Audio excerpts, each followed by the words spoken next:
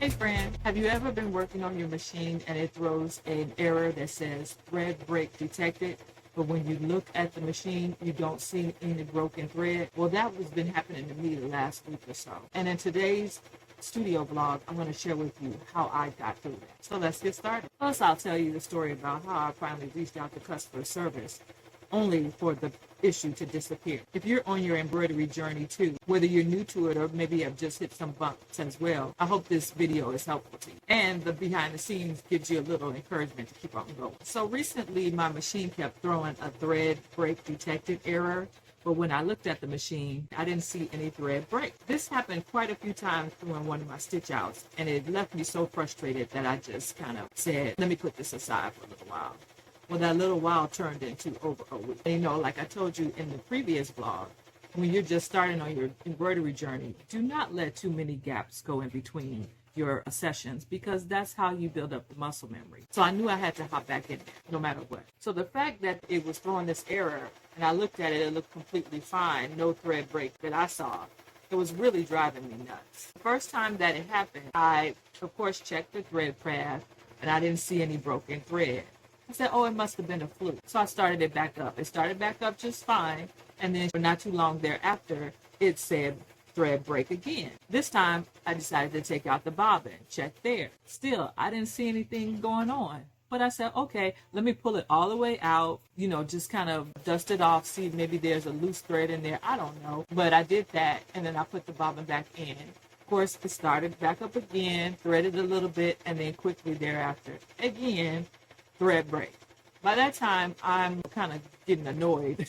So with that time, I actually did put a few drops of oil in, just in case. I normally oil my machine before I use it, but just in case maybe that time I didn't do it enough or whatever, I put in a few more drops of oil and put the bobbin back in. Started stitching again, happened again. So I shut it off. The next time that I came back, I think I might have left it for a few days. The next time I came back, I tried to start where I left off. And so everything back together, put the bobbin back in, all that kind of good stuff, checked the thread path, all that good stuff. So the next day I came back to start it back up again, put everything back together, and it started back up. Went a little while, then another thread break. Check again, see no thread break. This time when I go through the second time, I want to trace my thread path. It said the hoop wasn't in frame. I'm looking at the frame and it looks perfectly fine. It looks like it's well within the area, but it won't let me make sure because it won't let me frame out the design. So at that point, I can't get past this screen, so I'm not going to embroider without being able to check the frame, because I don't want the needle to accidentally hit the edges or anything. So I shut it off again. By this time, I'm thoroughly fed up. So I finally decide to reach out to customer service to see if I can get on a video tech call and find out what's going on, because I don't know why it keeps telling me that it's a thread break error, when I don't see any broken thread. So I submit my ticket. They reach back out to me. I had been out for a few days, so I didn't see it until a few days later. They said they're happy to set up a video tech call, but first they wanted to get some more information. When I send pictures of what the error was saying. So when I go to turn the machine back to try and get the pictures of either the thread break error or the hoop not in frame error message, of course, you know, it didn't repeat that error. The machine actually had restarted as if it was back to the very beginning of the job. It was saying stitch 0 of 69,000 some odd stitches. So it was acting like I hadn't even started anything, even though I had already done the first row of patches. There were 9 on the design, and I had finished the first row. So it was supposed to start stitching on patch number 4, but it was acting like it was going to start from the beginning. Oh, and by the way, before I did this next one, I switched to a different, because I said, well, maybe it's just that needle. Let me switch to a different color and see if that helps. See if it's the actual thread that I'm on or it's the machine. I was using black to make my patches, black thread, so I switched to blue thread. So by the time I started it over to try and get the error messages to get the pictures for the customer support, it started stitching fine. Oh, and this is a tip for you if you're new to embroidery. I didn't want it to repeat from 1 because obviously it had done the first 3 patches. I wanted it to jump to patch number 4. So I tried to calculate. It was like 69,000 and some change of stitches. So I divided that by the number of patches that I had, which was 9.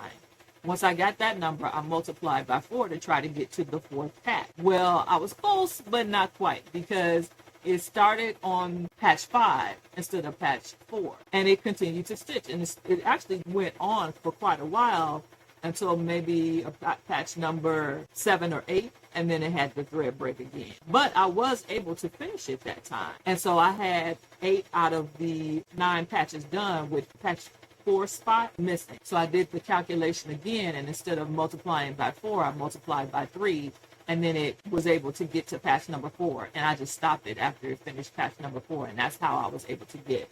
And you'll see it here, where you can see the black thread is where the first row, and then the last 2 rows are the blue thread.